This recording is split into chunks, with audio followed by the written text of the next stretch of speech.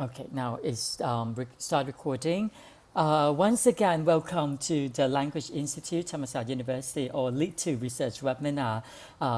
Once every single month, right? And in today's session, we are very honored to have our own LITUer, right? Assistant Professor Dr. Kittitouch Soontornwipast, who is now our director, the director of the PhD program in English language teaching, right, who's going to be talking about action research for English language teachers, right? But before that, we now have our director, right, director of the Language Institute, to address and welcome and preside over this session. Okay, so please welcome our director of the Language Institute, right, Associate Professor Dr. Supong Tanking Sirisin. Please welcome.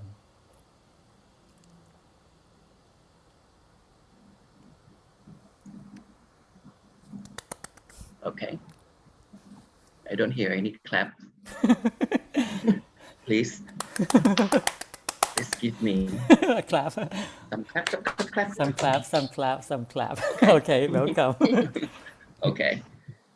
Good afternoon. Okay, from Bangkok, Thailand. Okay, there might be some international colleagues in the audience today as well, right? So thank you for joining our webinar today, which is mainly about action research. So some of you might already be familiar with action research, or it might be new to you. So as we can briefly describe it, okay, action research is a process in which teachers investigate teaching and learning, okay, to improve their own and their students' learning. And of course, this type of research is very useful in many different ways, like it can help teachers notice what their students are doing, okay? And the teachers can also get some feedback on the success or failure of what they are doing in the classroom. And action research, can also help tailor our teaching and learning in various settings. And also, teachers won't get bored, with teaching if they do action research, no matter how long they have been teaching. Okay, so our speaker today is a distinguished faculty member of the Language Institute of Thammasat University. And he's well known for his previous lectures and talks on research, teaching methods, and instructional media. So because action research can be complicated and there are many steps to follow, our speaker will demystify it this afternoon, right? So you can understand how to do it more effectively. So I hope you learn a lot from the talk that we have organized today, either as an ELT teacher or as a postgraduate student, and you won't be disappointed, okay? So now I'd like to open this webinar and let's enjoy. Thank you. Thank you so much. Thank you so much, our director, right, Dr. Supong Tanking Sirisin, right? With no further ado, I think it's now time, right, to welcome our distinguished speaker of today, right, Assistant Professor Dr. Kittitouch Soontornwipast, to deliver his talk on demystifying action research for English language teachers. Please welcome our speaker. สวัสดีครับ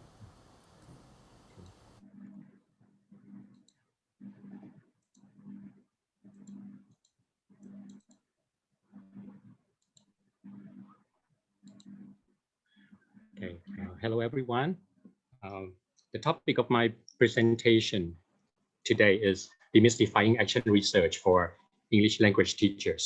Okay, so I hope that I will be able to make action research clearer and easier to understand for everyone. This is an outline of my presentation. Okay, I'll start with definitions. Okay, action research is defined differently by different people. We look at different definitions. Okay, and then I'll talk about action research process. Okay, someone calls it action research model or framework or action research cycles. Okay, and then I'll give you some examples of action research published in academic journals. Okay, and then we talk about action research features, characteristics, okay, and how to enhance trustworthiness or credibility in action research. And the last topic is differences between conventional or traditional research and action research. Right? Okay, okay, we'll start with the definition of action research. Okay, let's look at it this way first. The term action research consists of two words, action and research. Right? Okay, you do research, okay, and then you take actions based on the results of your research. Okay, you don't stop when you have the findings, okay, from your research. Okay, so this is what make action research different from other research designs. Right? Okay. So in the at the research stage, you collect the data using different strategies. Like you can use questionnaires, you can interview students or teachers, you can conduct an observation, you can give students a test, okay, so that you can understand the problems better. And you can identify the causes of the problem, okay, so that you can make an action plan, okay, to solve the problem. Okay, so after that you tried out, okay, the the potential solution. Okay, you collect the data to see how well it worked. Okay, and then you evaluate your solution. Okay, so you can see that this is not complicated at all, right? I mean, this is what action research is all about. Okay. Okay. Before we look at more definitions of action research, I'd like to give you an example of an action research study conducted by an American teacher teaching English at a college in Japan. Okay. Actually, I summarized this from an article. Okay. First, number one, in an English class for Japanese learners, the students didn't respond voluntarily to the teacher's questions and did not participate in class discussions. They were reluctant to give feedback or ask questions. Okay. So it looks like they had problem with the interaction between teacher and students. Okay, and then the teacher observed the class in the 4th week of the semester. And on that day, the students listened to tape dialogue. And when the teacher asked comprehension questions based on the listening text, no one answered. However, they were quite active when they did pair work or role play. Okay, they seemed to enjoy the activity that they did with their classmates. Okay. The teacher found that the student seems to understand his questions, and he felt that there was something else that kept the student from responding voluntarily in the class-teacher dialogue. He thought that Japanese students are taught to, maybe this is the cause of the problem, right? He thought that Japanese students are taught to listen and not to question a teacher in class. Okay, they have little or no experience in in-class interaction with the teacher. They are taught to be quiet and respectfully listen to the teacher. Okay, so he hypothesized that by teaching the students that class interaction with English teacher is not only acceptable, but normal, useful, and beneficial. It was believed that the student would become more interactive with the teacher in teacher-class interaction. Okay. So he tried to think of these strategies, okay, to encourage students to take an active role. Okay. So he reviewed literature on active learning. Okay. So he thought that the students needed to be informed of their appropriate roles in learning English. The teacher would integrate it into the language lesson. Okay. He didn't just tell the students like the rules. Okay, but he will integrate the rules into the language lessons. Okay. Step 5, the teacher had the students read the paragraph about rules for asking questions in class in English-speaking countries and did an exercise about the paragraph. The teacher reminded the student of the rules at the beginning of each subsequent class. And in the 8th week of the semester, the class was observed. Okay. And the lesson on that day was similar to the one in the 4th week. At the beginning, the teacher reminded the class of the rules. After playing the tape dialogue twice, the teacher began talking about the dialogue, making grammar, usage, and sociolinguistic points, interspersed with questions about the passage and the instructor's explanations. Okay, this went on for about 20 minutes and included general comprehension check questions like, do you understand or are you okay? As well as specific questions about the dialogue. Okay, the teacher found that most of the students did not answer general questions, general comprehension questions. And a few students answered yes to these questions. Some students nodded, okay, and 2 students asked questions before the class. Okay, he saw some specific signs, right? Some positive signs. With the specific questions, when the teachers move closer to students and look specifically at the student or head of students and repeated question, the student usually try to answer. The teacher reflected on what he had done. Okay, he thought that he was not as successful as hoped because students still needed to be prompted with eye contact and a repeated question from a teacher to answer questions.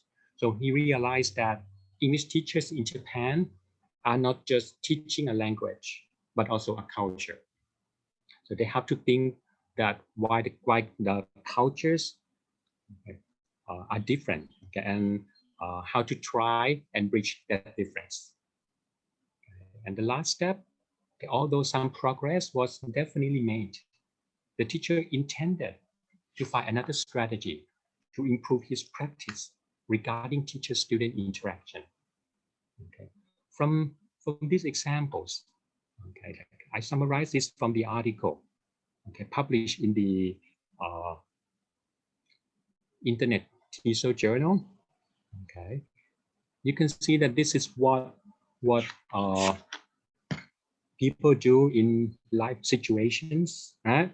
Okay, this is what we do in our daily teaching, right? So we identify the problematic issue, we examine the problem, okay, we try to understand the problem better, okay. Then we imagine a possible potential solution, we try it out, we evaluate it, okay. Then we change the practice in the light of the evaluation result. Okay. See, this is what we do in our everyday teaching. Okay, but we just formalize it, okay, and turn it into an article, okay, research article, and then get it published, okay, to share our new and constructed knowledge with others. Okay, so this is the basic action principle underpinning action research. Okay, now let's look at definitions, okay, from different scholars. I selected the definitions that I like, the ones that are easier to understand. Okay, the first definition by Professor Burns. Okay, action research is research done by teachers on their own work, okay, to look at how teaching and learning can be understood more clearly, okay, and carried out more effectively. Okay. I highlighted the keywords from each definition in yellow. Okay. While you're looking at the definitions, I'd like you to think about like who conducts action research, okay, and then okay, what they do. Also the purposes of conducting action research, also the outcomes. Okay. The second definition, by Lydian Ombrad. Action research is a type of research that focuses on finding a solution to a local problem in a local setting. For example, a teacher investigates whether a new spelling program she has adopted leads to improvement in her students' achievement scores. Okay.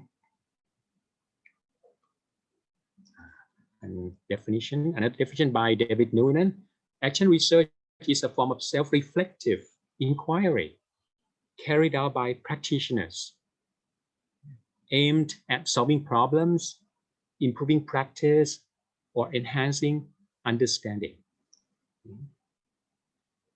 Next definition, actually is applied research, not a pure or basic research, in which the researcher or investigator is also the practitioner, okay, or the teacher, and attempts to use research as a methodology for identifying what they do and make decisions on doing it better. Okay, two more definitions by Isaac and Michael. The purpose of action research is to develop new skills or new approaches and to solve problems with direct application to the classroom or working setting. Okay. And the last definition, action research is a constructive inquiry during which the researcher constructs his or her knowledge of specific issues through planning, acting, evaluating, refining, and learning from the experience. It is a continuous learning process in which the researcher learns and also shares the newly generated knowledge with those who may benefit from it. Okay, now let's answer the questions like who conducts action research? Okay, who?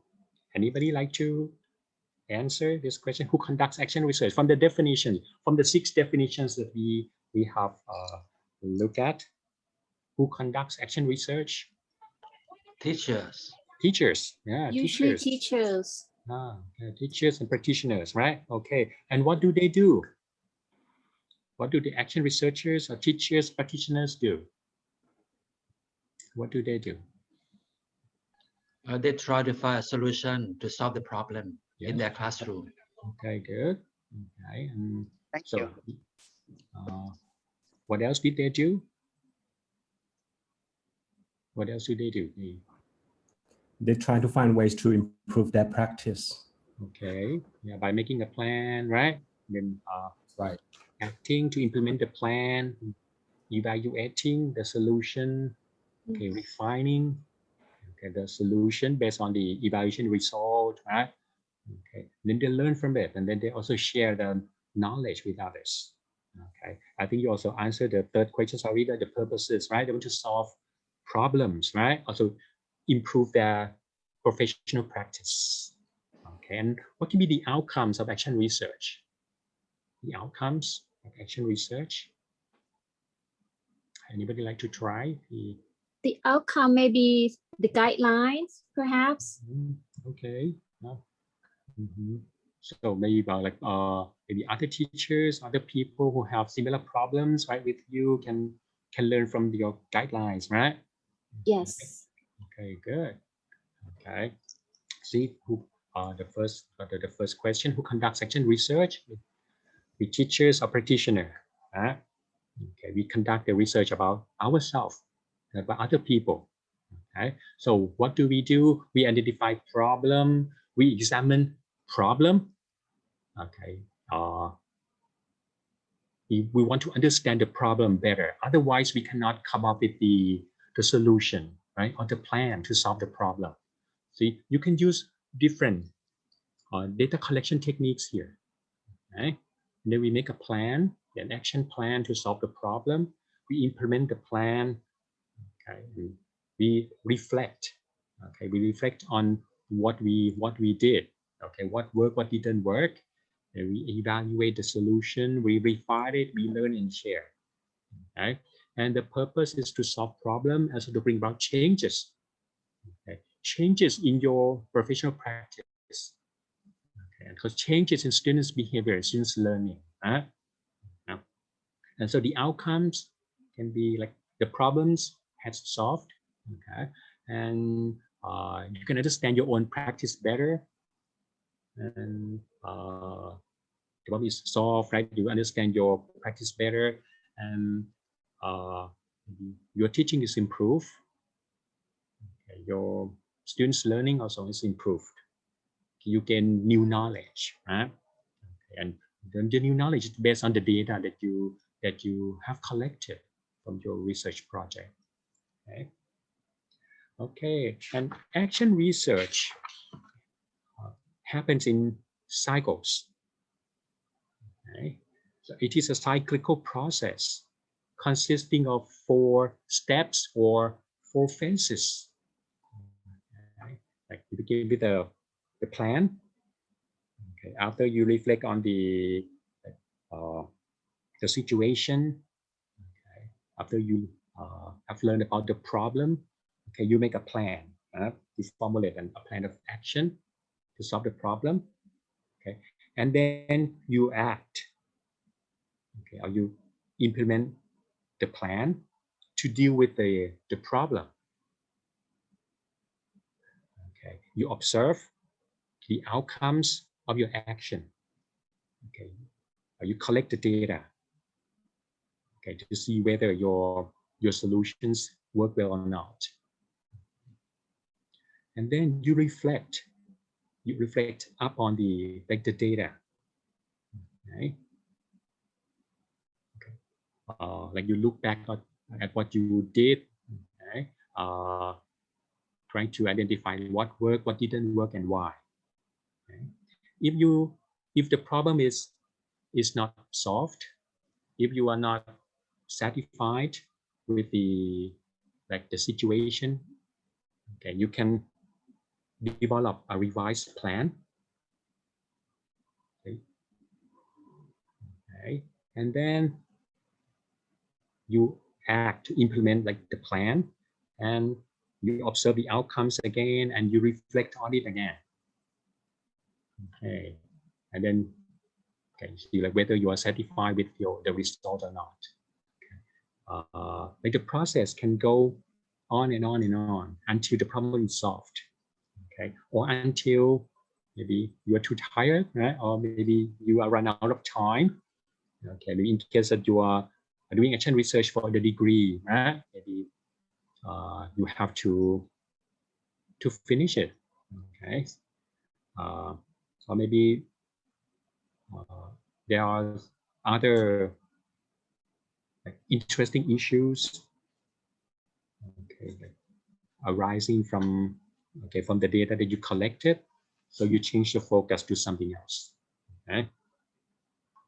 Okay, so this is the popular action research cycles proposed by chemist and McTaggart in 1988, consisting of 4 phases like plan, act, observe, and reflect.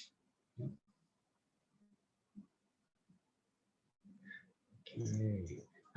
But people propose different action research cycles. Okay, and I like this one. I adapted this one from different people, ideas. Okay. You start with identify the problem, okay, and then you conduct a preliminary investigation. In other words, you examine the problems, right, using different data collection techniques. Some people use the term reconnaissance for this. Okay. You collect the data, you try to understand the problematic situation better, you try to identify the causes of the problem, okay, and you also want to confirm whether the problems really exist, and whether the problem is important or serious enough to solve using action research process. Okay, and then you reflect on the data from the preliminary investigation. Okay, and then you form hypothesis. You think of the potential solution to the problem. Okay, and then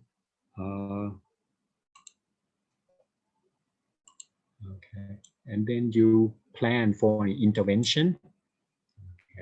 and you act, okay, to implement the plan. Okay, and some people call this stage carry out an intervention. You can see that this is similar to an experiment, right? The term intervention is also used in an experiment. So an experiment can be part of action research. Okay, and then you monitor the action, okay, by observing the outcomes. Okay, you collect and analyze the data. Okay, like using different data collection techniques, right? You can test students. You can give them the test. Okay, you can interview them. Right? And you can observe the behavior. Right? You can give them questionnaires, okay? And then you reflect on the the data, okay? And then you plan for the next, make a plan for the next cycle. Okay?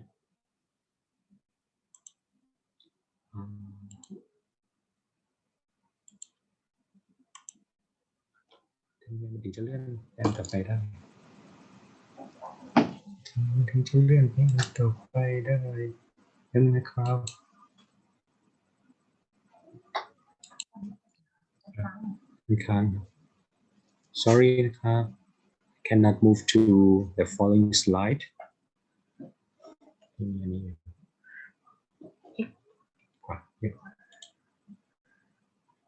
production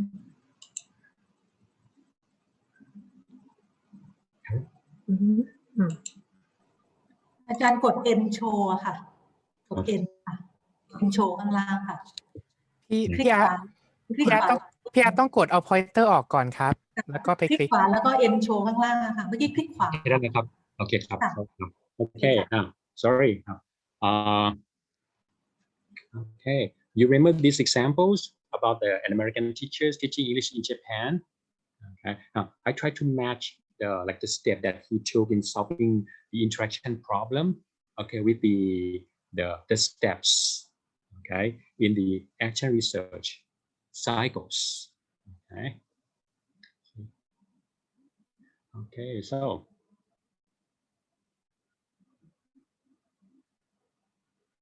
step 1 is step 2 here. Like the American teachers identify the problem here. Okay, he found that like students didn't respond voluntarily and they were not willing to interact with the teachers. Okay, and they conducted a preliminary investigation by observing the class. Okay, and then step 3, I match it with the reflection, right?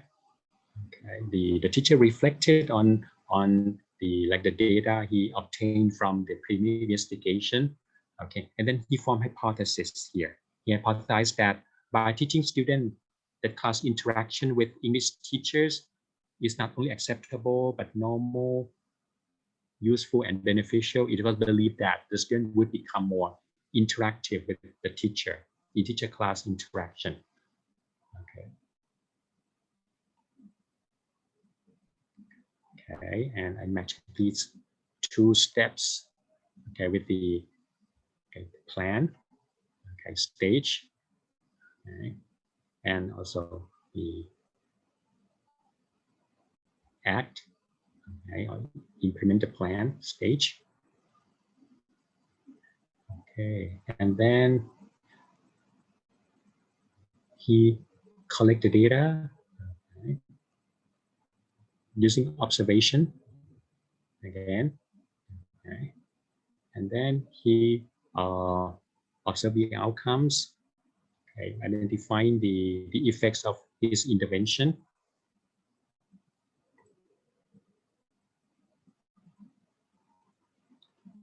Okay, and he reflected on what he had done. Okay, and then he made a plan for the next cycle. Okay.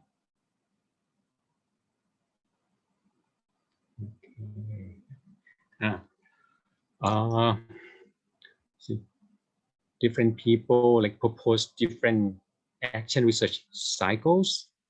Okay, so far you have seen the action research model or cycles by chemist and It is the most popular one, and this one is proposed by Mill. Okay, I'm not going to go through this. Okay. But the point that I want to make is they're quite similar. Okay, starting with identifying the problem and then trying to learn as much as possible about the problem and then make the plan to solve the problem, try it out, okay, and evaluate the solution and then like refine, okay, the plan, okay. And this one is proposed by Professor Ann Burns. Okay. Okay, it consists of 6 steps. Right? Okay, first, explore an issue in teaching or learning, identify areas of concern, observe how those areas played out in the setting of the study, discuss how the issue might be addressed, collect data to determine the action to be taken, and then plan strategic actions based on the data to address the issue. Okay, from the action research cycle by Ann Burns. Okay, and from the cycles by chemist and McTaggart. How are they different? Yes. You remember? From chemist and McTaggart, it consists of 4 steps, right? Plan, act, observe, and reflect. Okay, and this is by Burns. How are they different? Anybody like to try? So,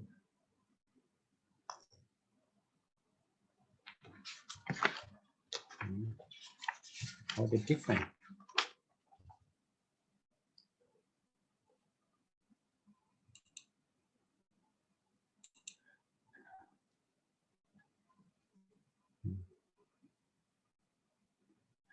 So from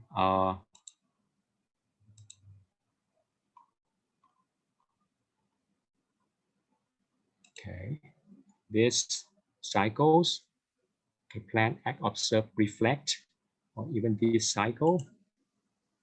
Okay, you compared it with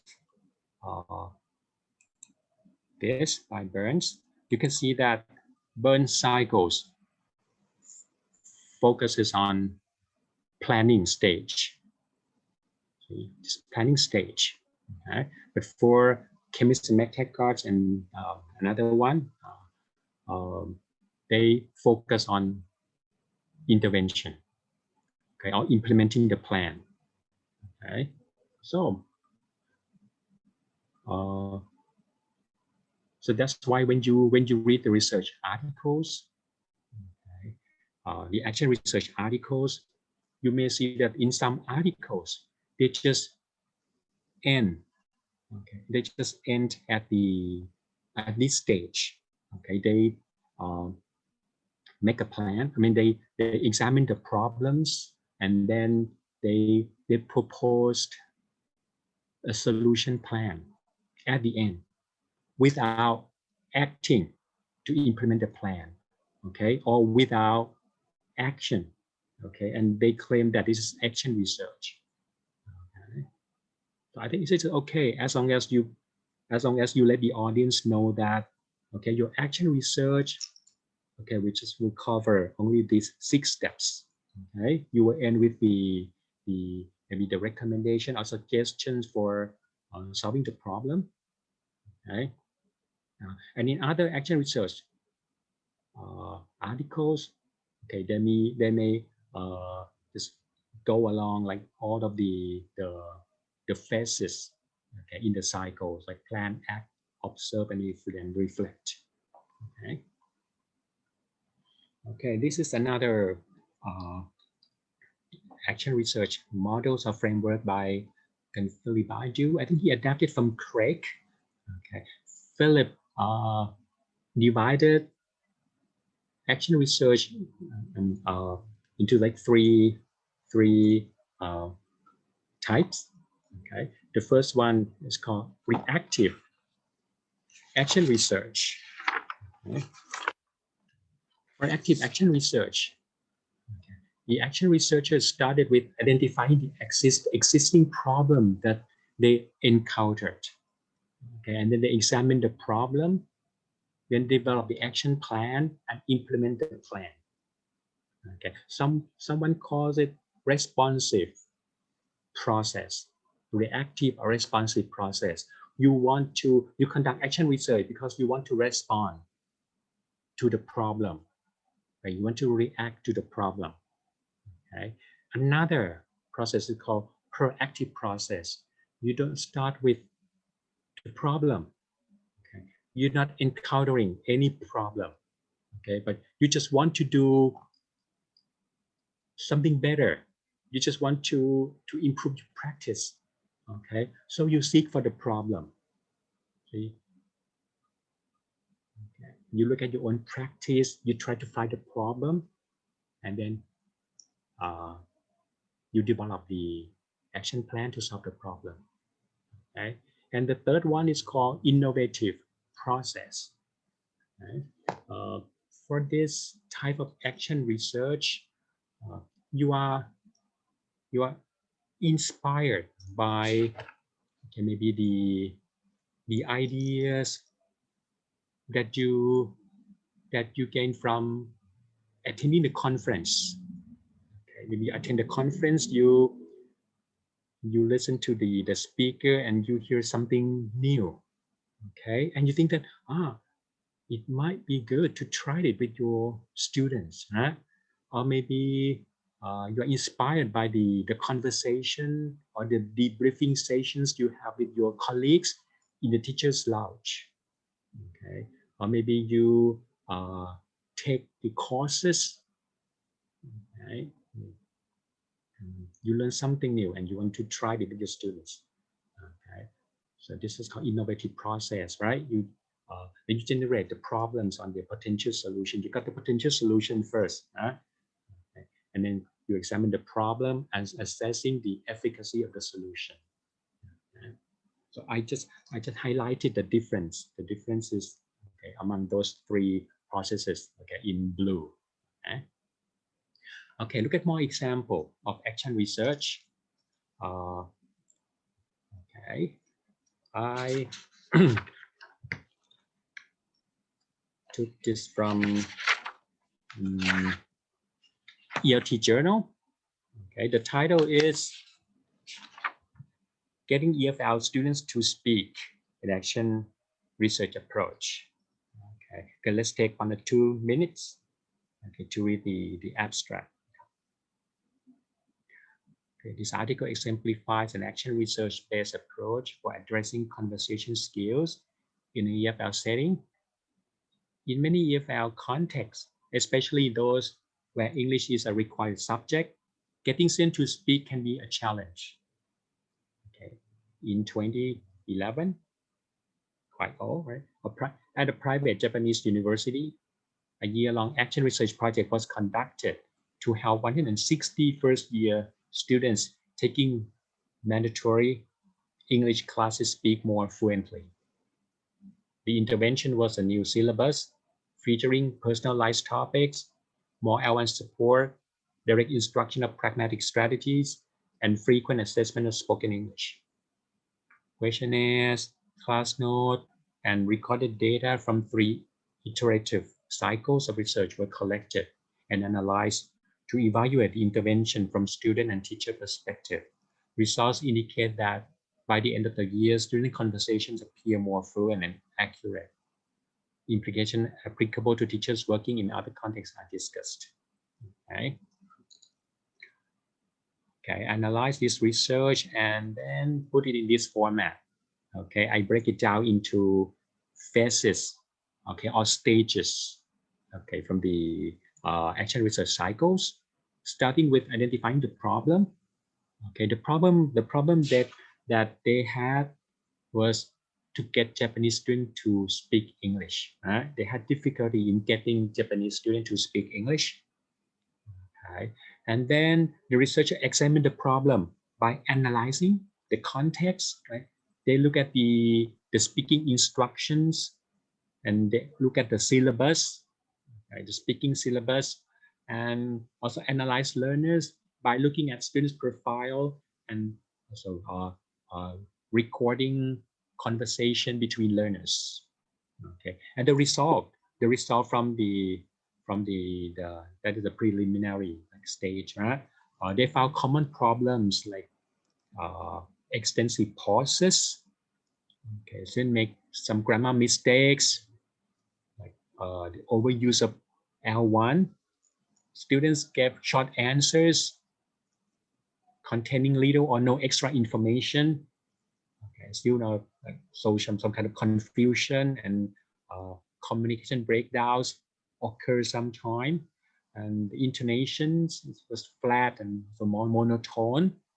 Students also lacked confidence. Okay, they lack interest, and they do not know how to conduct actual conversation. Okay, this is what they found. Okay, and just look at the syllabus, and they found that students were not interested in some topics or functions, okay, or situation in the syllabus, like traveling abroad, using English for business purposes. Okay, they found that topics had little relevance to them. Okay, and from the the speaking instruction that they observed, they found that the teachers use teacher-centered methodologies like grammar translation, and students had little speaking practice. Okay, see, they understand the problematic situation better, right? And also the causes of the problem. Okay. Then they reflected on the data. Okay, they think that students demotivated to speak English because of what? Because of the irrelevant syllabus and poor teaching and learning methodologies. Okay, and then they develop action plan to solve this problem. Okay, so they plan to develop a syllabus that features spoken interaction around social and everyday life topics more relevant to students. Okay. They added more, they increased more pair practice activities, okay, more frequent oral assessment. They plan to raise pragmatic awareness through explicit teaching of conversation strategies. For example, teaching how to negotiate meaning. Okay, and also they plan to increase the amount of L1 support. Okay. These ideas came from the researchers' experience and discussions, and also from literature. Okay, you identify the problem, you found the causes of the problem, right? And then when you make a plan to solve the problem, don't just rely on your common sense or your experience, right? Okay, sometimes you may need to consult the literature. Okay, and also you can talk to your colleagues, right? And the data collection strategies, okay, they can use questionnaire, bilingual questionnaires, okay, using both L1 and English, and class notes by teacher researchers. Okay, this is like collaborative action research. Okay, not just one classes, like different classes, okay? And they also do the give a speaking test to students. Okay, and then for the implementation stage or the act stage, actually this action research, there are 3 cycles. Okay, the researcher went through 3 cycles. So in cycle 1, okay, the intervention started in April 2011. Okay, and the first speaking tests also were recorded, and they administered questionnaire in July, okay, which was the end of the semester. Okay, the result from questionnaires, from class note, from speaking tests, right? They found that overall student reactions were largely positive, but mixed when grouping responses by class level. I forgot to tell you that the students, student can be divided into three groups, based on their proficiency level, okay, as pre-L1, L1, and B1 classes. Okay. And the majority of students felt that English had improved, but there was stark contrast between pre-L1 and the lowest group, right, and B1 classes. Okay, and the researchers found that the higher the student level, the more positive their reaction. Okay, and then they reflected upon the result. Okay. The teachers felt there was more they could and should do to help the pre-A1 and A1 groups improve. Okay. They were quite satisfied with B1 groups. Okay. They decided to make some further changes to the syllabus in the autumn semester. Okay. So they continue, right, with cycle 2. Okay, they develop the action plan by adding variety to English practice routine using new card-based activities, games, writing tasks that would stimulate interest, or hold attention, grammar scaffolding. Okay, and also adjusted test format to encourage revision and fluency.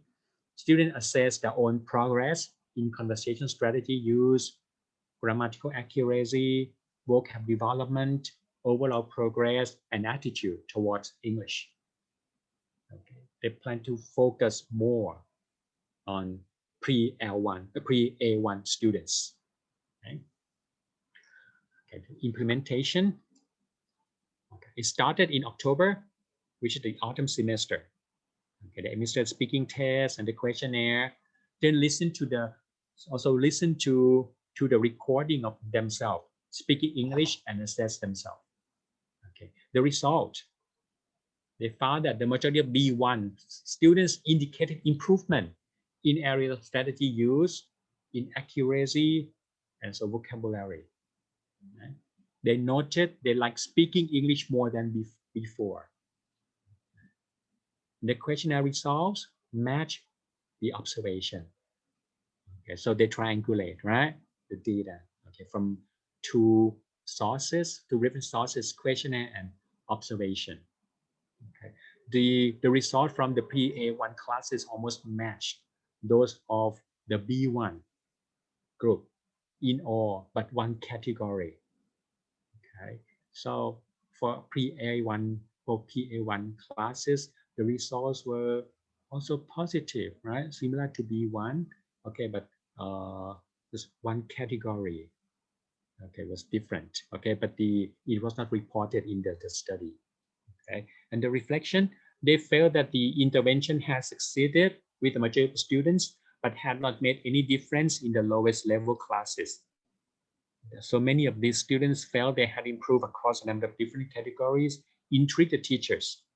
So they commented upon one more cycle. They decided to go on with the next cycle, the third cycle, by examining the recording data in more detail to examine to what extent their language had actually improved. Okay, they didn't make any changes to the teaching, right? But they just analyze the recording data in more details.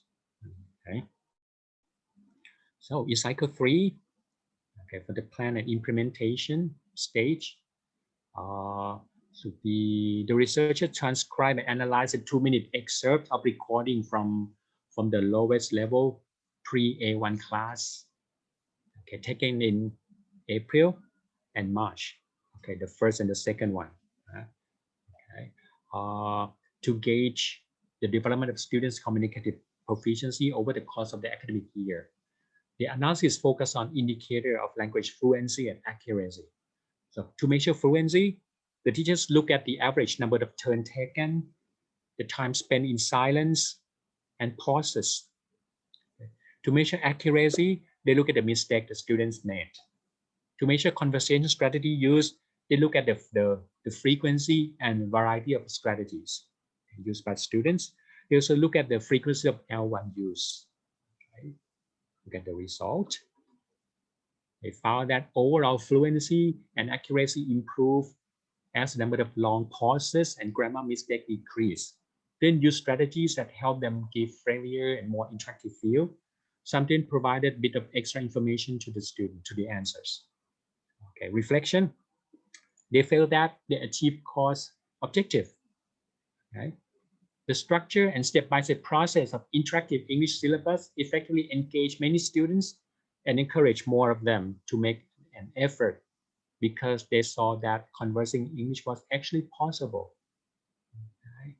the action research process helped they also not only did they reflect upon students' learning and the achievement of the learning objective, okay, they also reflected on their practice, okay, their as a teacher, as the researchers. Okay, the action research process helped the teachers turn around a demotivating teaching situation by showing them that it was also possible to help their reluctant learners make real progress in developing their speaking skill. Okay, and through each cycle of inquiry, they develop into more reflective teachers, guided less by their personal observations and emotional reactions, and more by multiple perspectives that collected data could provide. So, and this is another example you can search from the internet on your own. Okay, this is on writing. Okay. So, okay, look at from the examples of action research that we have discussed so far. Okay, you can see some features of action research. Okay. You see that action research, like small scales, contextuals, and localized. So you can do it with your own class. Okay. Number of students is not that important, right? Okay. You want to improve their learning, you want to improve your teaching, right? Okay. And it is also contextual and localized, but you investigate problem relevant to you in your context. Right? Okay. You deal with the local problem in local setting. Okay. Another feature is inquiry. Okay, so you follow the process of investigating and inquiring that occur as action is taken to solve the problem.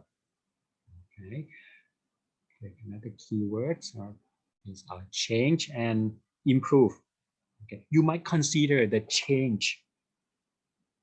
You might consider the action, okay, as the change that you're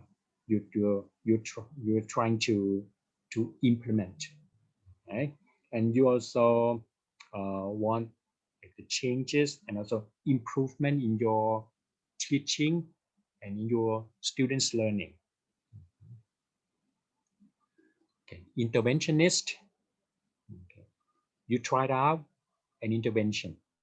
You try out something new, like you try new approaches, okay, new teaching techniques, maybe new materials.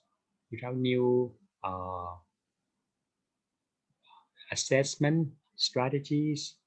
You try out new ways of giving feedback to your students, okay, to see its impact on your students' learning, okay, and the behavior, on their attitude. Another feature is reflective. Okay, so you ask yourself, like, what would be a better way of doing things? Okay, you implement the plan, you act, okay, and then you ask yourself, okay, how you like answer, like what worked, what did not work, why, okay, and what you should do next. Okay, it is flexible, it is adaptive. So you can revise your plan, right? Maybe after the first cycle, you're not satisfied with the result. Okay, so you develop the revised plan based on the knowledge and the experience that you gain from the first cycle.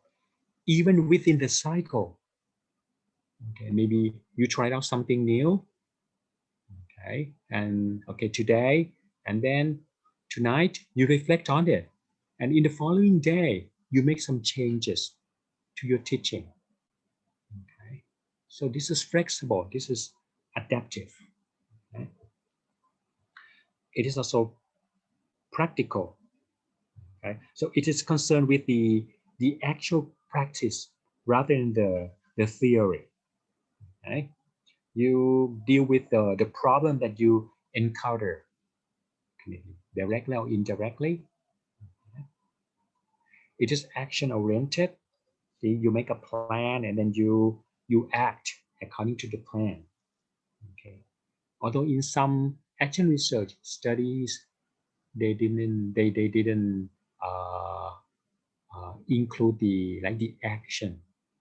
Okay, in their study, they just ends at after they got the finding from the preliminary investigation, and just give some suggestions on how to improve the practice. Okay? It is cyclical. Okay? You just go through the steps, right? Okay. In the spiral of the cycles. Okay.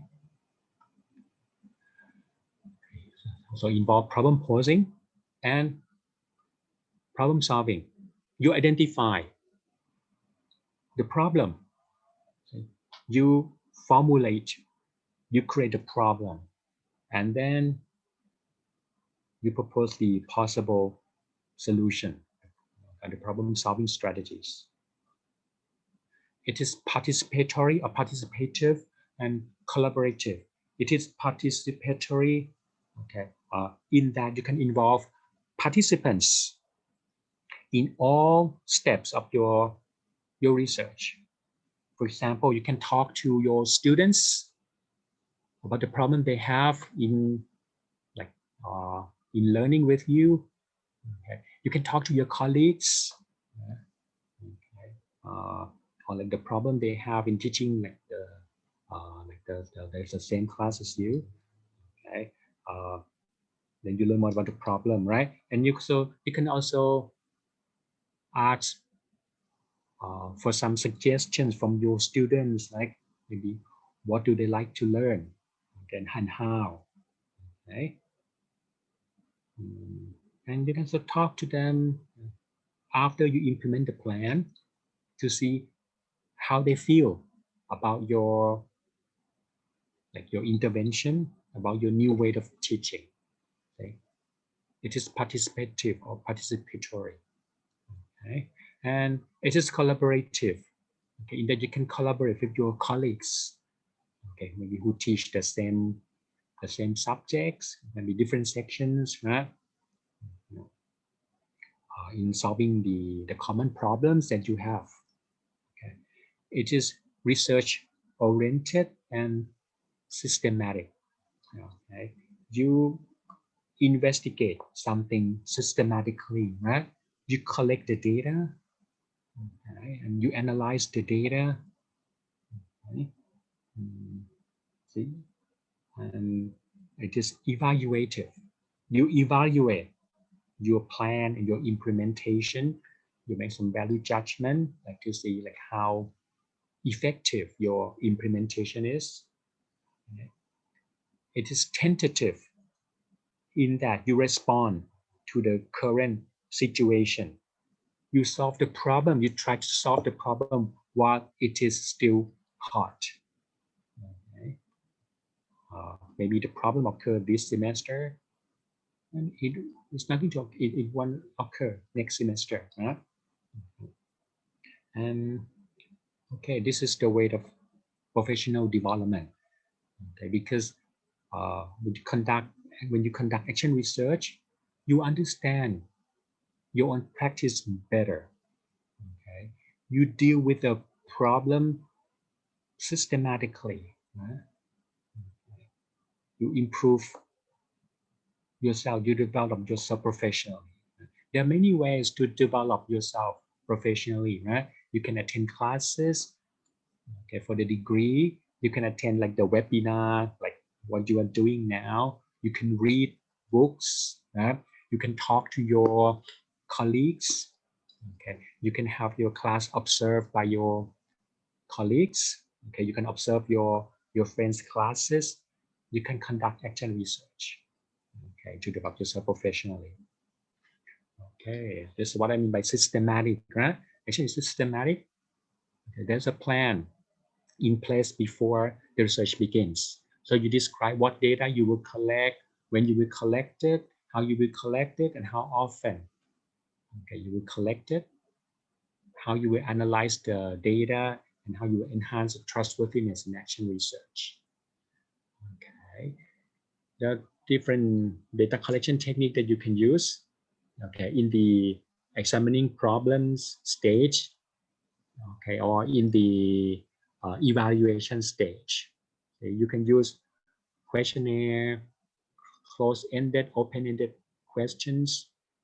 Okay, you can interview people, you can observe people, you can give tests to your students. Okay, you can analyze documents.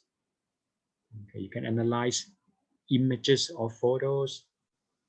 Okay, the different techniques that you can use to collect the data, to make you understand the problem better, and also to evaluate how effective your implementation is. Okay. Okay.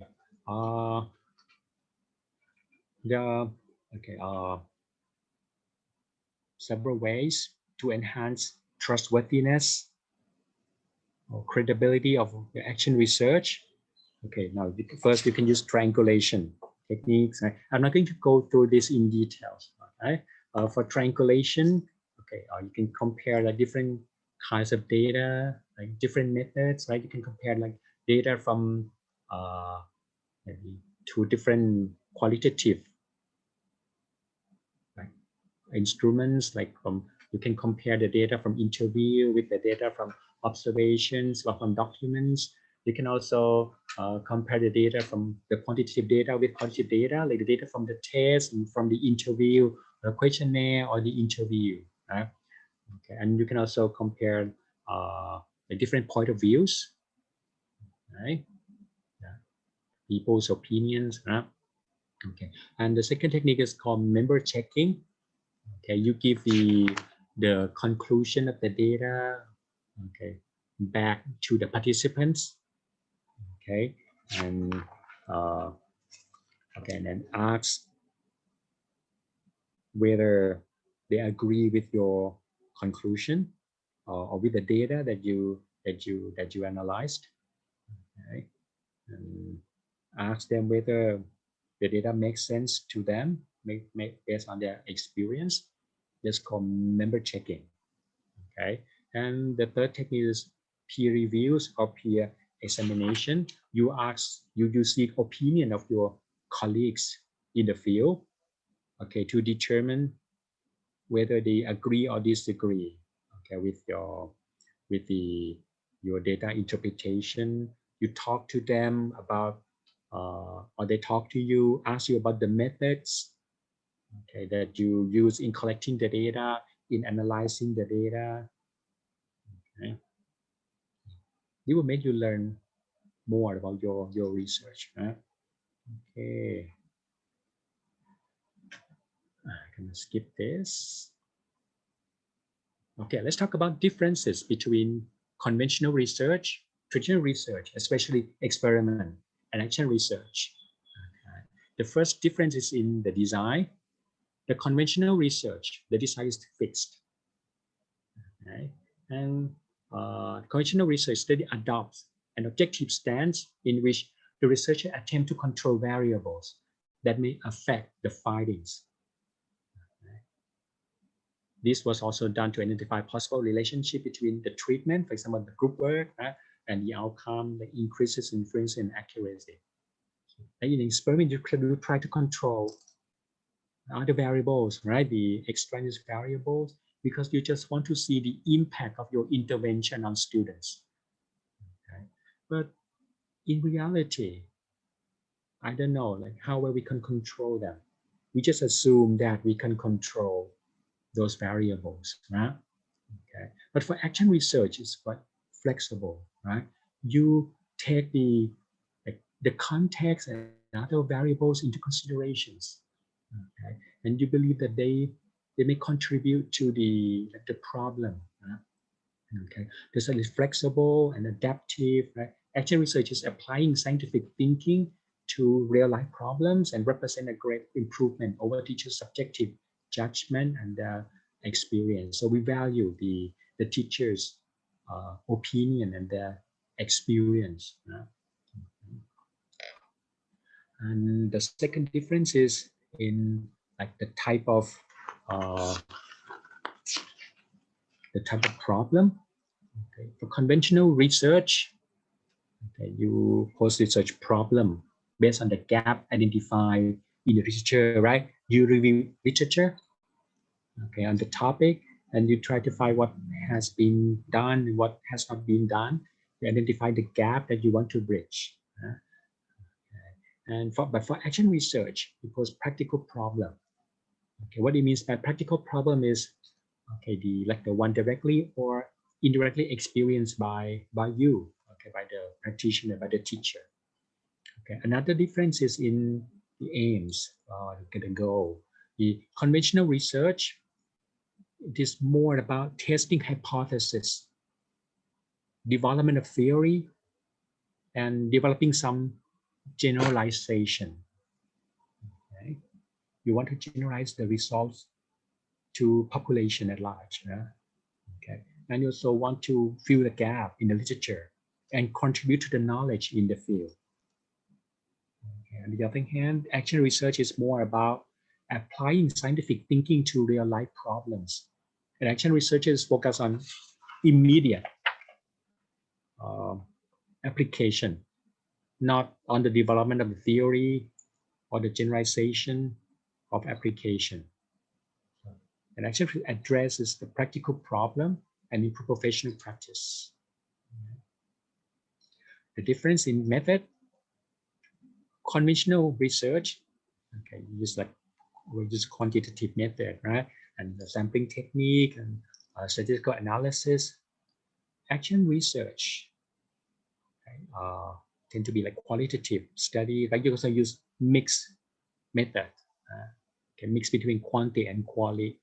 Okay, you describe the behavior, you narrate what happened, okay, and okay, the difference in the level of involvement for conventional research. The participants are normally involved during the data collection stage only. But for action research, participants could be actively involved from the start to the end of the study. I talked about this already. Okay, the last difference is in the report writing. For conventional research, you use technical, okay, language, scientific language, or in-person language. Okay, like use passive voice, right? And in the research report, you have to follow the conventional, maybe 5 chapters, right? 5 chapters research report.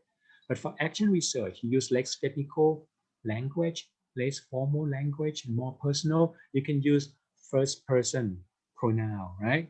I did this, we did that. Okay, because you conduct the research on your own practice. Okay, and you don't have to follow the conventional 5 chapters of research report. Okay? Maybe you can have 1 chapter for cycle 1, another chapter for cycle 2, another chapter for cycle 3. Okay, and one more difference is in the discussion part.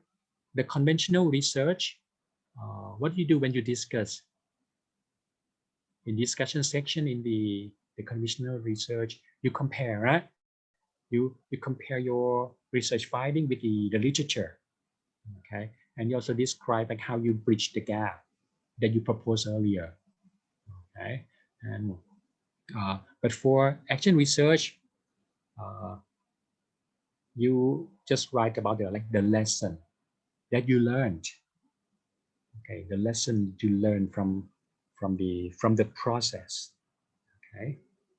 You can reflect on like you can write the reflection like as the teacher and also as the researchers, okay, how you change like yourself as a teacher and as a researcher, right? Now let's go on to the advantages, okay, and disadvantages of action research. The advantages of action research, it involves classroom teachers investigating questions that are directly important to them. Okay, it promotes change and development. It encourages reflection of one's practice, and action research often engage in sharing practice and results with others. Okay, and disadvantages of action research, it lacks generalizability. Okay. And the findings are typically, because the findings are typically only relevant to specific classroom being investigated, its students and its own unique characteristic. It may yield different results in other classroom contexts or languages. Okay. Because it lacks generalizability, the result may not be acceptable to scientific community, right? Especially to the quantitative researchers. Okay. But it is transferable, right? It is transferable. So the readers of your research can make connection between the elements of the research that they rate, okay, with their own experience, right? They can identify maybe something from the action research that they can learn and apply to their own situation. Okay, now let's talk about my own action research project. Okay, developing the 4 C's of the 21st century scale and English for Science class through project work. Okay, at Thammasat University, okay, we teach foundation English courses to 30 students, right? And we teach English for specific courses. I think we offer 30 something, 34, 35 ESP courses. Okay, we have English for everything. Okay, but the one that I'll focus on is English for Science and Technology. Okay, that is the used to be, I did it like many years ago. Okay, the course was taken by science students from different departments. There are several sections each semester. Okay, the problematic situation, what inspired me to conduct the research studies, come from the problematic situation and also from the Thammasat policies and Thailand strategic plan. Okay, let's look at the problematic situation first. I felt that my English for Science and Technology class did not go well. Many students could not speak or write English in scientific context. Okay. The second to fourth year students, they have science knowledge, right? But they cannot apply them in English. Okay, and they were very passive. They were very quiet. They were not enthusiastic about participating in classroom activity. Although I tried different techniques, okay, just pair and group work, games. I used supplementary authentic materials from science magazine, okay. But it didn't work. Okay, and another factor that inspired me to conduct action researches from the like Thailand strategic plan and the Thammasat University policy. So enhancing the 21st century skill is included in the strategic plan, right? And it's a part of Thammasat University policy. Okay, so it says that the 4 C's, which are critical thinking, communication, collaboration, and creativity, should be developed in all subjects and in students at all levels. Okay, and in addition to 4 C's, Thammasat also promote active learning. Okay, so I realized that I need to change my practice. Okay, not only do I have to teach English, okay, but I also have to develop other skills in my students. So I needed to change my practice. Okay, I couldn't do like what I what I always like did. Okay. I wanted to improve my teaching and so make my students learn better. Okay. And I also wanted to respond to the university policy. And I wanted to do this systematically. So I decided to use classroom action research. Okay. I decided to follow this action research cycle or model. Okay, you're familiar with this, right? Okay. I identified the problem already in the prelim investigation. What did I do? Okay, the purpose of my preliminary investigation was to understand the context better, and I want to confirm the existence of the problem. Okay, I want to find the cause of the problem, and I want to obtain the baseline data for the instructional design, okay, to solve the problem. Okay, the method I use unstructured classroom observation. So use questionnaire, just open-ended questions, and I plan to analyze coursebook. Okay, I observe like for the classroom observation, I observed like a 90-minute class, and the lesson on that day was on the topic of giving instruction in scientific experiment. Okay, I observed and I kept journal. Okay. This is what I found from classroom observation. I divided into on-task behavior, the behavior related to study, and off-task behaviors, the one not related to study. For on-task behavior, I found that the class was quiet. Students did not talk to other students about the task they were doing. A few students asked me questions, and a few students, always the same students, volunteered to answer the questions and do the activities. Many avoided making eye contact with me when I asked questions. Okay, more. Some students finished their task earlier. Others took more time to finish. And some students gave up and waited for the answers from me. Okay. I asked them to match the picture with the steps in the match the instructions with the pictures. Okay, and also they also have to fill in the blank with the words like the verbs. Okay, that they use in the instructions. Okay. Students make fun of their friends when they answer the question incorrectly. They could not tell me some scientific terms in English.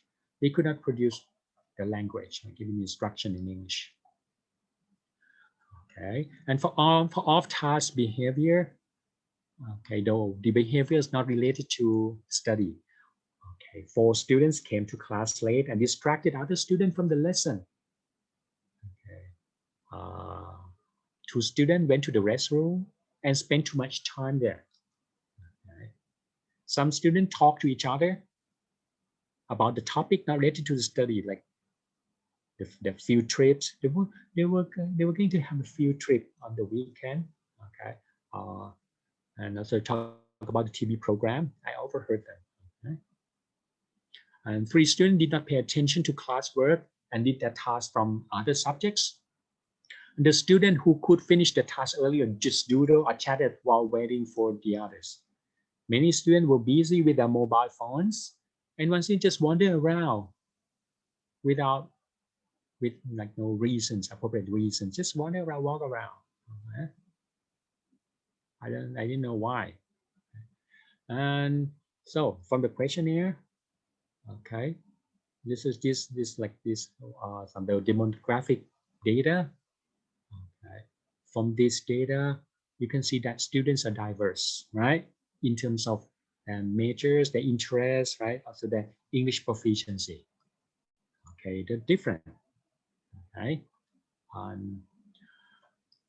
Also, the finding from the open-ended section from the questionnaire, I divided into I did the coding. Okay, and the first category, the first thing is about the course content. Okay, they found that the content was not relevant to them. Okay, this is the direct quote from the students. Most of the content was not related to my field of study. Actually, they answered this in Thai and translated to English.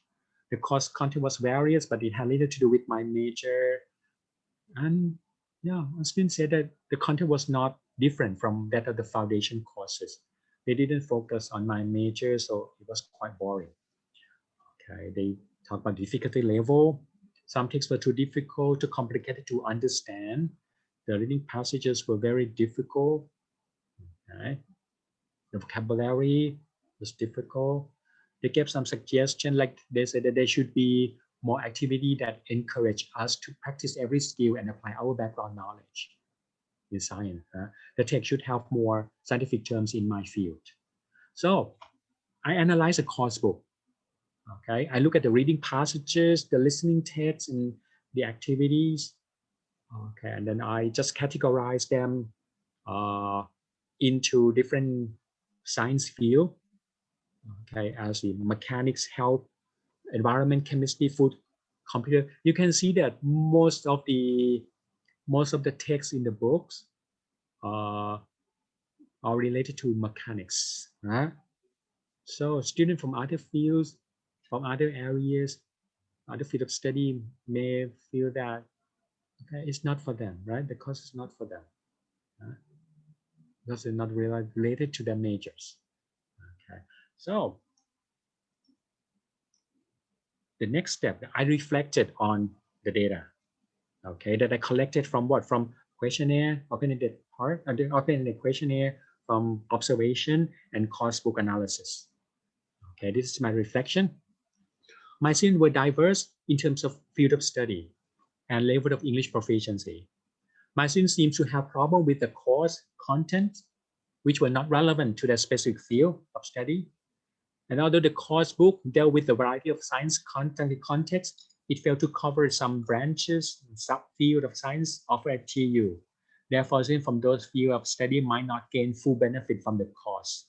And this led to students' loss of interest and motivation, like an opportunity to relate or apply their background knowledge of science, and also led to the lack of creative thinking, critical thinking, collaboration, and communication skills. Okay. So I posed the research question like this, like what strategies could be used to address students' needs and interests? What strategies could be used to encourage students to retrieve and apply their knowledge of science in English for science and technology class?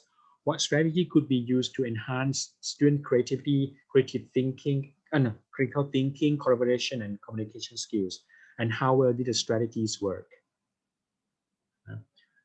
The participants was 30 students enrolled in English for science and technology class. Research method, I used classroom action research. I conducted literature review on ESP, teaching methodology, learner diversities, enhancing forces, and I came up with project work. I decided to use project work to solve the problem, to improve my practice. Okay, I'm not going to go through this in detail, like what project work is. Okay, but can look at this. This will help justify why project work should be inappropriate. Okay, teaching like strategies. Okay, they say that the evidence from literature show that the sort of project work should have better language skill, being able to produce real, meaningful, and in some cases spontaneous language independently, improve motivation, greater initiative and autonomy, develop life skills like teamwork, problem solving, critical thinking. Okay, and so my hypothesis is it was reasonable to use project work in my class to address student needs and interests, and also to encourage students to retrieve and apply their knowledge of science. And I believe that it could be used to enhance student creativity, critical thinking, collaboration, and communication skills. Okay, so next step is planning for an intervention. Okay, this is my plan. Okay, like step 1, I plan to introduce the project work to student. Okay, step 2, student do the project work under my supervisions. Step 3, they present the project, get in the written report, and get feedback from classmates and from me. Okay, take the time. When I started this research, there were 6 weeks left before the final exam. Right? The class meet twice a week, 1.5 hours, okay, each 90 minutes. Right? Most of the time will be spent on, this is my plan. Most of the time we spend on regular lessons, but students still need, because students need them for the exam. Right? And the project part may take about 20 to 30 minutes of each meeting. So there will be 12 meetings, which will be allocated as follows. Like meeting 1, step 1, introduce the like the project, right? And meeting 2 to meeting 9, 8 meetings. Step 2, student will do the project. Right? Meetings 10 and 11. Step 3, they present the project. Okay, and meeting 12, they get feedback from me and from their peers, and then closing. The assessment still will be assessed formatively and summatively through work progress, their oral presentation, and the written report.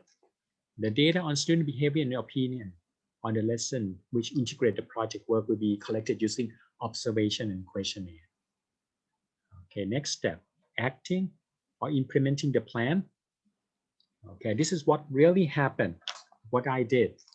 In meeting 1, I introduced the project work to students and informed them that they had to do the project as a course assignment with 10% of the total score. Meeting 2, asked them to form their groups as they wished. 6 to 7, there should be 6 to 7 groups, 5 people each, to discuss the topic of their common interest and ask them to search for information about their chosen topic. And then meeting 3, after students spend a week searching for information about the topic of interest, each group consider the feasibility of their proposed topic, discuss them, and try to reach agreement on the group topic. Okay. Also teach them how to work collaboratively, right? They work individually first, and then they get together, and then okay, they have a discussion. They help each other try to reach the goal. Meeting 4, I explained to them the detailed structure of the project, which included background, rationale, purpose, materials, equipment, procedures, result, conclusion, application, summary of the theory related to the topic. Okay, I show example of the project work to student. I took it from the internet. Okay. I know that I talk about the how we can keep the like the vegetable, like morning glory, in the refrigerator. Okay, like what position will make the morning glory last the longest. Okay, I explained to them the evaluation criteria. The student would be evaluated on their progress, their written reports, and oral presentation. I assigned students to develop a brief proposal of the project to present to class in the next meeting. Okay, meeting 5, they present the proposal. I get comments, suggestions to each group. Okay, 6 and 7, they work on the project. I went to each group to monitor their progress, give suggestions, and answer the questions. Meeting 8, I check on students' progress. We had a discussion on the presentation techniques. Okay, meeting 9, they turn in the draft project for comments, and they decide for the preferred presentation time. Meeting 10 and 11, they presented their project. At each meeting, 30 minutes each. After the presentation, each group got feedback from classmates. Okay, meeting 12, they got written feedback from me, and they filled in the questionnaire, which was intended to find out how they felt about doing the project work, and then closing. Okay. Monitoring the action, observing the outcome. Okay. I observed the classes and kept teacher journal after each class. I administered the questionnaire, which contained the following questions. Okay, open-ended questions. What's your opinion about the project? Okay, what did you learn?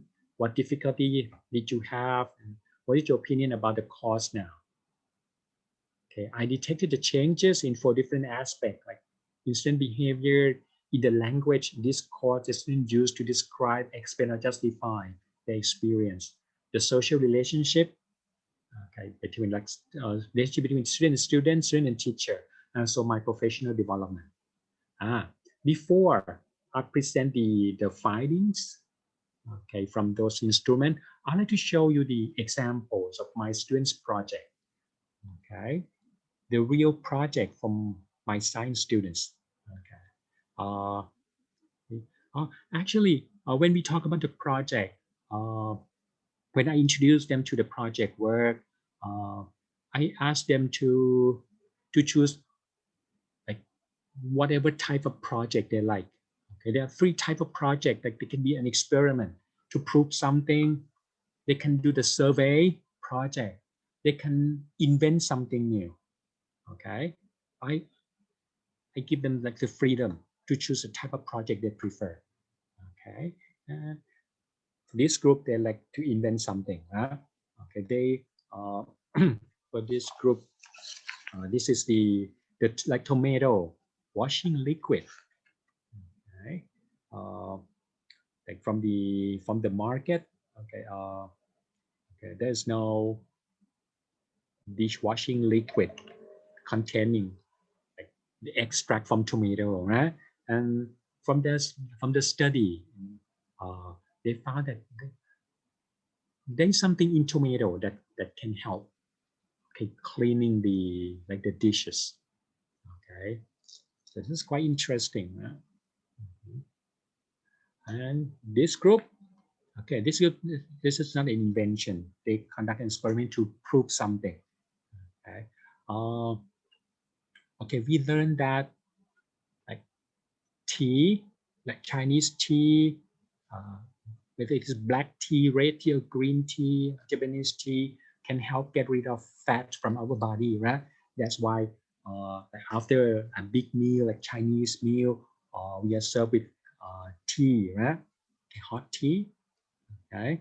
But from their literature review, okay, they found that okay, the little studies on Thai food containing like coconut milk, right? So they try, they conduct the experiment with the like Thai food, like different type of curry, different type of tea, to see how they like catch the fat okay, in food. Okay. This group from textile major, okay, they dye the fabric, okay, using like plant, the color from nature, from plant, right? But I told them that the project have to be interesting and original, so they cannot use plant that other people have used before. Okay, so yeah, they try to find like the new kind of plant that has never been used before. Okay, what is interesting about this group is they didn't just turn in the dyed fabric, but they made it into a tote bag and a sort of pencil case. Okay, this very creative, right? Okay. So I think I achieved this one, right? Students become more creative. Okay. This is my favorite. Okay, they made the slice condensed milk. You know the slice of sheet, like slice of cheese, right? Okay, but okay, Thai people like us, we like to have like toast with butter and condensed milk, right? But what happened is it's difficult to open the can, although now we have the condensed milk in the tube, like the toothpaste tube, right? Okay. And the condensed milk does not spread evenly on the bread. So we want to feel better, right? When we have the toast with the condensed milk. So this group made the slice of condensed milk. Very creative, right? Okay. Okay. And this group, okay, they want to prevent like the bad smell, okay, in the cake. Okay, the rancidity in cake. Okay, they put something in the cake. I cannot remember what they use here. Okay. Okay, and this one is simple but interesting. Thai people, like when for Thai people, when we eat apples, we like to peel, right? The skin, like they would like to take the peel off. Okay, but what happened is it turned brown very easily, right? Okay, and people suggest that we soak it in salted water, but we don't know the amount of salt and or water, right? Okay, sometimes we got salted apples, right? Okay, so this group conduct experiment. Okay, they're trying to find out like maybe the amount of salt and also the water, okay, that is best for preventing apple from turning brown and not ruin the taste of the apple.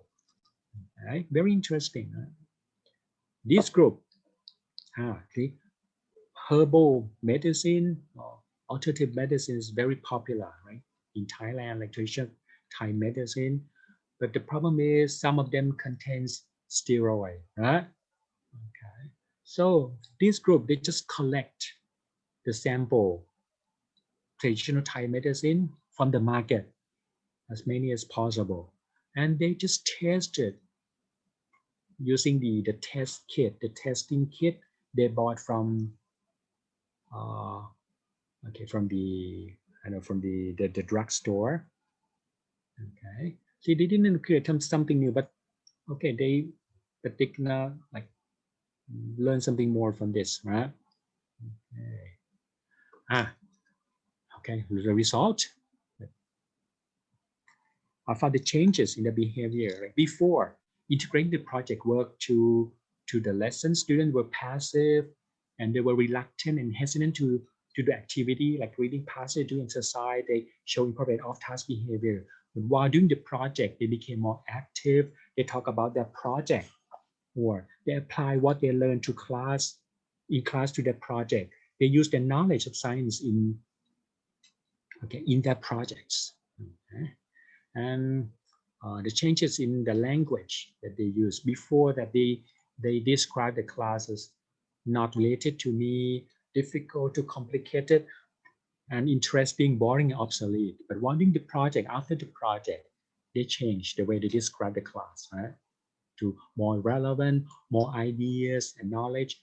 It's a opportunity to share, they help each other, more interesting, more confident, helpful for studying and job. And I like the last one. They said it is real learning. See, this is the word from student, right? Like the word from educators, right? Okay. And the change in relationship. Before, students rarely talk to their friends about classwork. Talk about something else. They rarely talk to their classmates from other departments. They did not really work collaboratively. This is what happened in the Thai classroom. Like they just do the work separately. They never work together to achieve the common goals.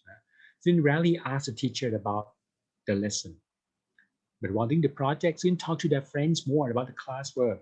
They talk to their classmates from other departments to exchange the ideas. They work more collaboratively, taking different roles to complete the project. They came to me after class to ask about the project. One example, like I didn't show you the project of this group. They made the century eggs, ไข่เยี่ยวม้า century eggs. Okay. Someone called it millennium egg, right? The black one, the black egg. Okay. They don't want to use the chemicals, right, in making the century eggs, right? They want to use the ingredients from natures, but it has to be something that make the egg, that blacken the eggs and also make it make the texture of the eggs like jelly-like. Okay, so they asked me what they should do. Okay, and I didn't rush to tell them the answers, right? They asked me like they had the they didn't have enough time left to turn the eggs to black. Okay, because like hen eggs or dark eggs are large, right? So I asked them to think of the smaller one. I didn't give them the answer. I asked them, think of the smaller eggs. And they came up with quail eggs, ไข่นกกระทา.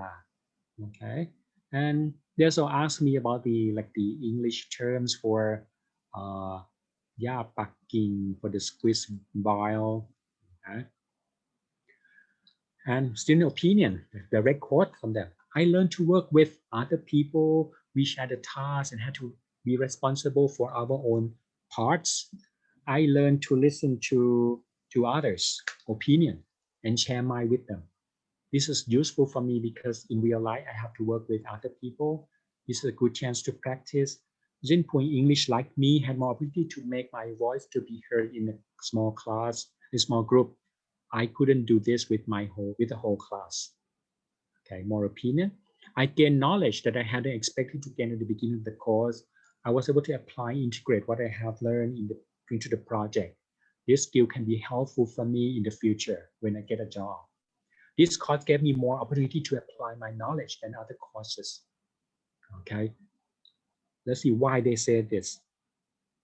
Okay, they said the course gave me more opportunity to apply my knowledge than other courses, because in the course book deal with 9 how to take note, how to prepare oral presentation, how to give definition, how to describe components, how to describe the process, how to give instruction, how to report an experiment, how to give analysis to cause and effect and comparison and contrast. They have to use all of this in doing the project work. Okay. More opinion from the student. Learning rarely occur in my course. I was eager to learn. I learned not only about English and science, but also application of knowledge. I like simulation of a real job. It is like a simulation of a real job. This is why this course is more interesting than before. Some of our projects can be further developed into being real science projects if necessary financial and academic support can be obtained. English for science technology is a must for science students. It is a good basis for our further study and job. Okay. And the difficulty they had in relation to the time. Okay. I said that in second half of the semester, I had several assignments to do, and all of them were due at the end of the semester. The time was too short, so I had to plan carefully. Okay. It was quite hard to borrow some equipment from the lab. I use available equipment as a makeshift one.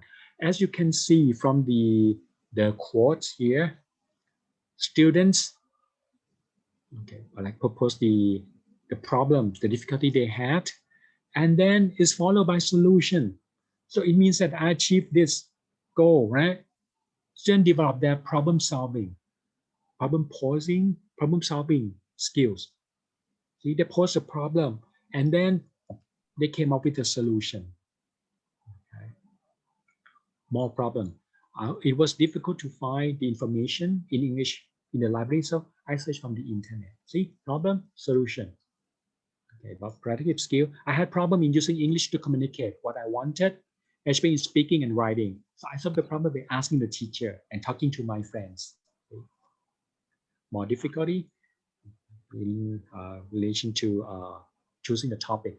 Choosing a topic was one of the most difficult tasks.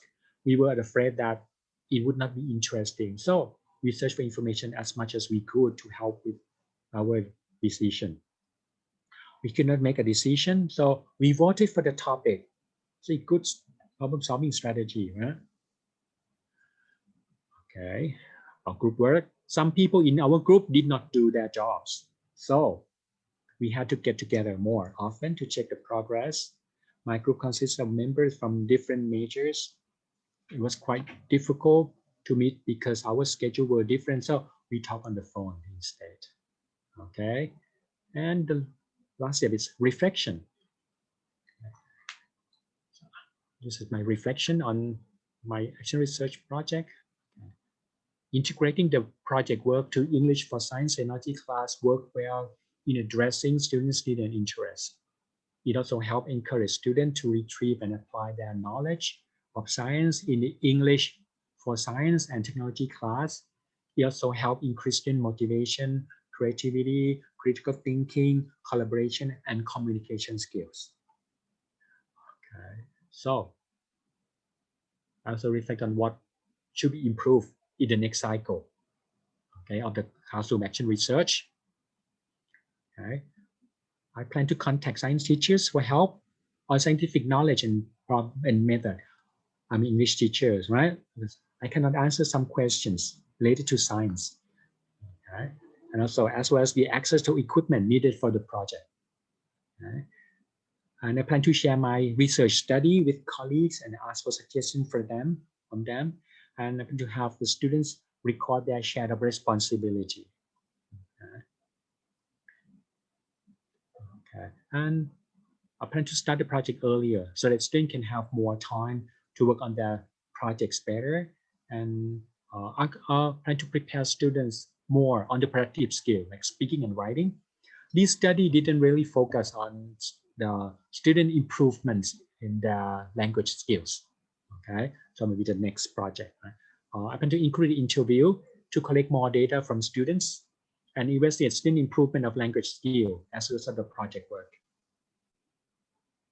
Okay, so I want to end like my presentation with this is like the summary of the action research cycle. Like you experience a problem. Okay, you imagine a solution, okay, to your problem. You act in the direction of the solution. You evaluate the outcomes of your action. You modify your problem, your ideas, your action in the light of your evaluation. Okay.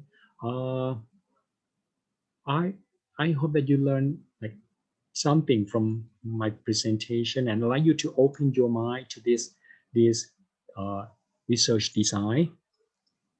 Okay, it may be different from conventional research or traditional research. Okay, it may not be acceptable, okay, to some researchers. Okay, but you can follow the rigorous research process, right? In your data collection, your data analysis, you can use different strategies to ensure the quality, the validity, the reliability, or the trustworthiness of your research.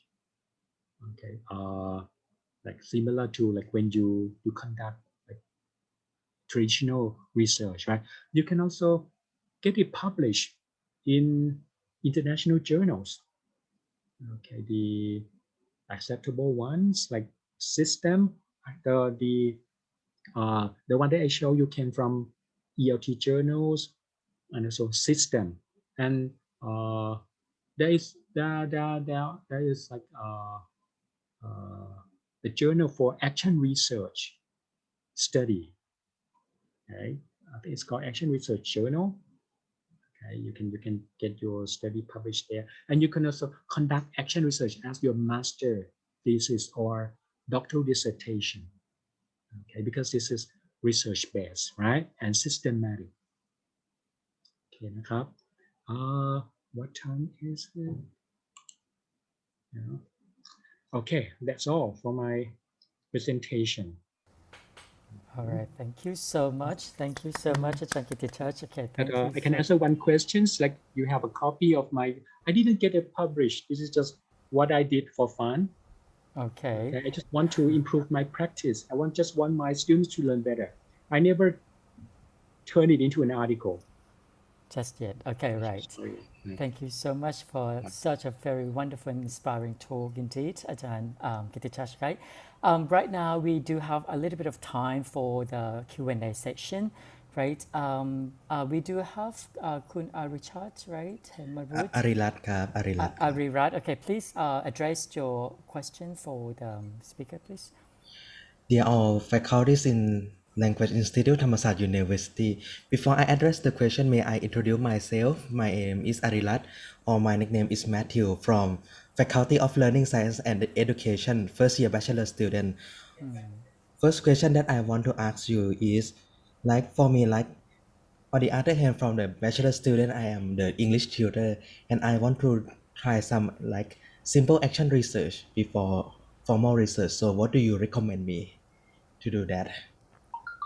Okay, just start from something small, like try to identify the problem that your students have.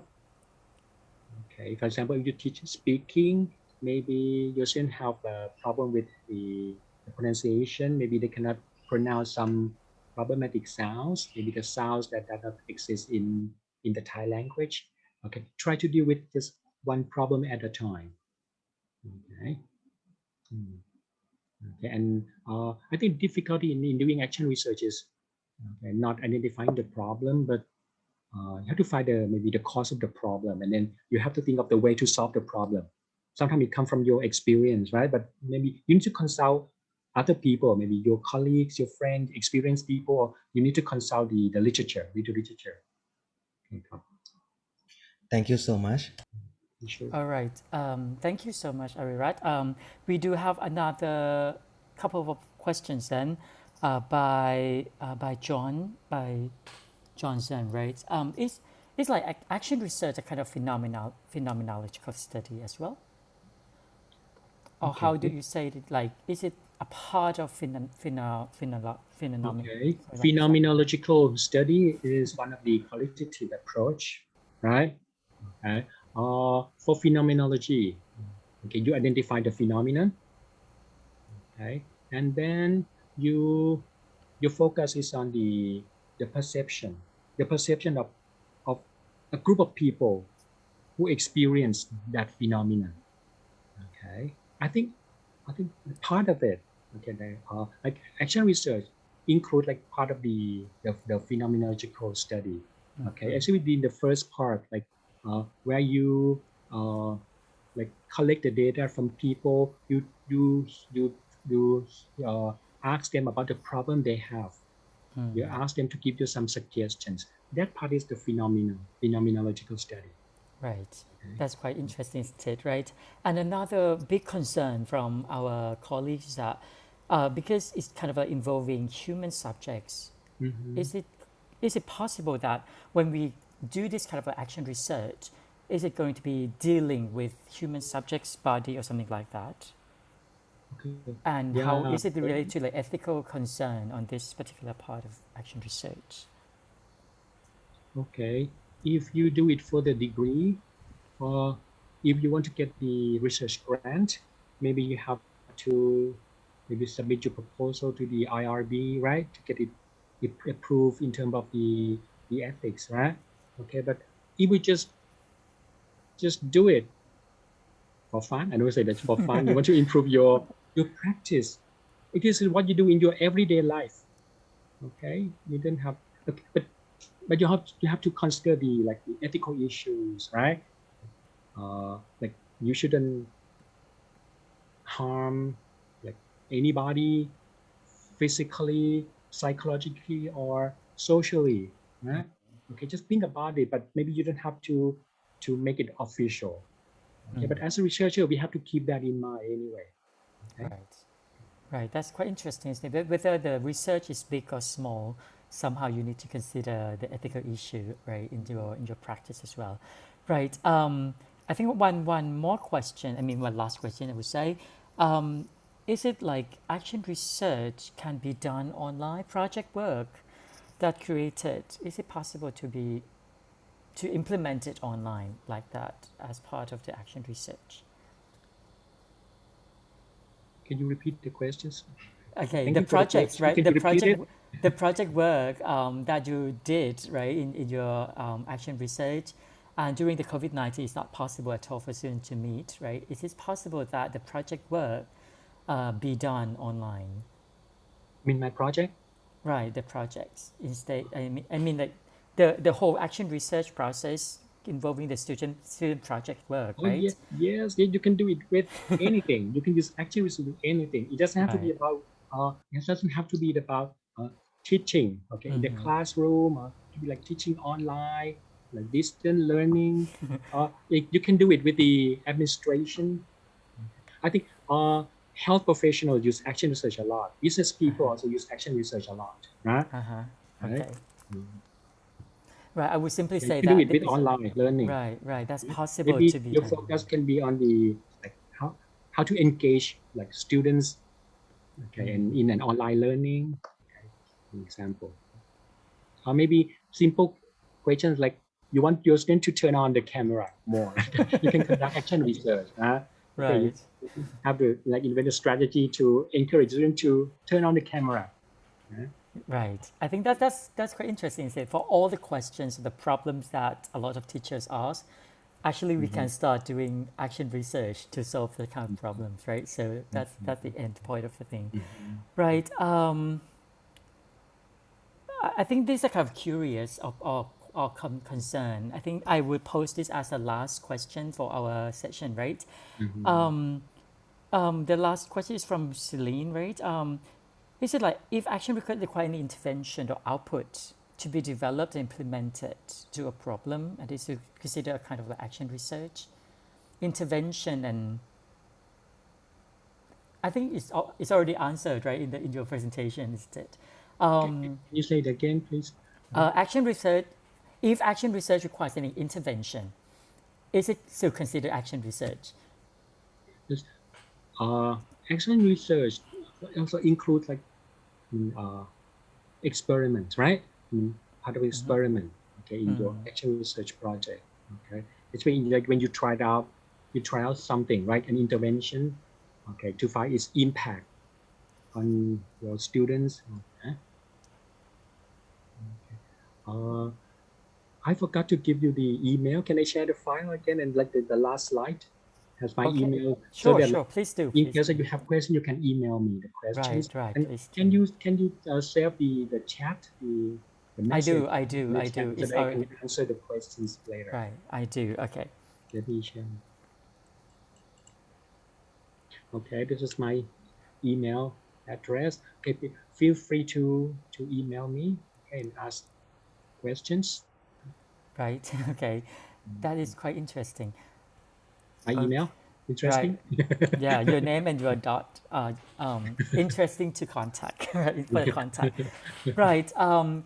At this moment, I think it is of course that's the lead to culture again, right? During the webinar or any kind of meeting, we always take photos, right?